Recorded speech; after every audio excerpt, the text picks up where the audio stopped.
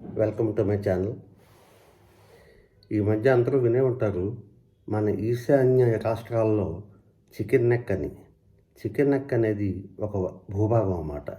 ఆ పేరే వింతగా ఉంటుంది. చికెన్ నెక్ అంటే చికెన్ నెక్ ఎంత సన్నగా ఎంత డెలికేట్గా ఉంటుందో అంత సన్నటి భూభాగం మనకి ఈశాన్య రాష్ట్రాలని మన మిగిలిన భారతదేశంతో కలిపే చిన్న మొక్క అన్నమాట.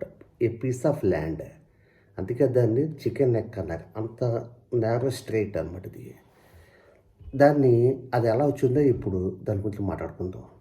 మనకి మీ అందరికీ తెలుసు, ఇండిపెండెన్స్ వచ్చినప్పుడు పార్టీషన్ జరిగింది. ఆ పార్టీషనే ఒక తప్పిదం ఉంటారు చాలామంది ఇప్పటికీ.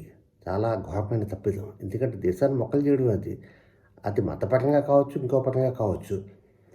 ఇప్పుడు దేశద్రోహులు ఎప్పుడూ ఉంటారు. మాకు విడి రాజ్యం కావాలి, విడి దేశం కావాలి అనేవాళ్ళు ఎప్పుడూ ఉంటారు. ఇప్పుడు ఉన్నారు, అప్పుడు ఉన్నారు. అలా అని చెప్పి దేశాన్ని ముక్కలు చేయం కదా. అది అప్పుడు చేసిన ఘోరమైన తప్పిదం. ఆ తప్పిదంలో కూడాను అది తప్పిదం అన్నం కావాలని చేసింది ఇది. ఆ కావాలని చేసింది తప్పిదల్లా ఇప్పుడు చూపిస్తున్నారు. ఆ కావాలని చేసిన దాంట్లో ఇంకో తెలివితేటలు ఉపయోగించి ఇంకా ఘోరమైన తప్పిదల్లాంటి ఇంకో ప్రమాదకరమైన విభజన ఇంకోటి చేశారు. ఏంటంటే ఇది భారతదేశానికి పశ్చిమాన ఒక భూభాగం, ఈశాన్యాన ఇంకో భూభాగం వదిలిపెట్టి ఈ రెండు పాకిస్తాన్ అన్నారు. ఇది తెలివి తక్కువ పని అని అనుకుంటాం చాలామంది. కానీ తెలివి తక్కువ పని కాదు, తెలివి అయిన పని, అతి తెలివి పని, తెలివి మీరిన పని. ఎందుకంటే భారతదేశానికి శత్రువులు అటు ఇటు ఉండాలని వాళ్ళు వేసిన ప్లాన్, అప్పట్లో వేసిన ప్లాన్ అని నాకు అనిపిస్తుంది. ఎందుకంటే మతపరంగా దేశాన్ని విభజించారు. మతపరంగా విభజించినప్పుడు ఆ చర్చ ఎప్పుడూ ఉంటుంది. ఇప్పుడు ఈస్ట్ జర్మనీ, వెస్ట్ జర్మనీ విడిపోయాయి. అవి మతపరంగా విడిపోలేదు. అలాగే north Korea, south Korea and USSR ఇవన్నీ మతపరంగా విడిపోలేదు. కాబట్టి శత్రువులు కాదు. మతం అనేది ఎప్పుడు వస్తుందో అది కార్చిచ్చులాగా రగులుతూనే ఉంటుంది. ఈ విధంగా దేశానికి అటు ఇటు ఒక మతపరమైన రాజ్యాలని మొక్కలుగా ఏర్పాటు చేసినప్పుడు ఏమవుతుంది, అది దేశానికి అటు ఇటు శత్రువులు ఉంటారు. ఆ శత్రువులు ఉండడంలో కూడాను ఎంత దేశద్రోహం చేశారో లేకపోతే తెలివితేటలపై ఎందుకు అంత కక్ష అర్థం కాదు మన దేశం మీద. ఇప్పుడు వాళ్ళు ఎవరు లేరు, ఏమవుకున్నారో అర్థం కాదు. సరే, ఎందుకు చేశారు అంటే ఇటే బుద్ధి పశ్చిమాన ఉన్నది ఓకే, బాగానే ఉంది మొక్క. ఈశాన్య ప్రాంతాల్లో ఉన్న మొక్కను ఏం చేశారంటే దాన్ని చిన్న స్ట్రెయిట్ లాగా చికెన్ నెక్ లాంటిది వదిలిపెట్టి మిగిలిన భాగం అంతా పాకిస్తాన్ అని పేరు పెట్టారు. ఈశాన్య పాకిస్తాన్.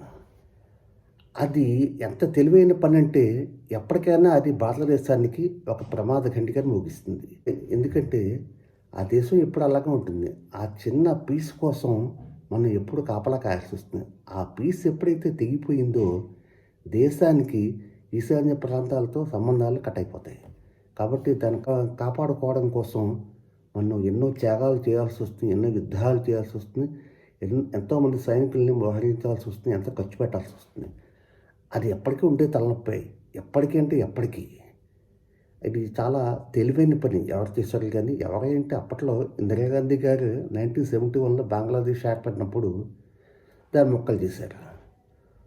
బంగ్లాదేశ్ని విడగొట్టి బంగ్లాదేశ్ అని పేరు పెట్టారు. కానీ పాకిస్తాన్ నుంచి విడగొట్టి అది ముస్లిం నేషనే కాబట్టి మనకి అటు ప్రమాదం పొంచి ఉంది.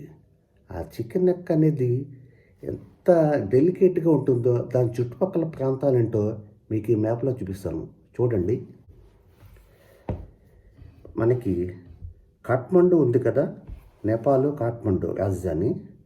దానికి ఈశాన్యాన భూటాన్, దక్షిణాన బంగ్లాదేశ్. ఈ మధ్యలో ఉన్న చిన్న పీస్ని చూసారా, చికెన్ స్నాక్ అని. ఈ చిన్న పీస్ని చికెన్ స్నాక్ అంటారు.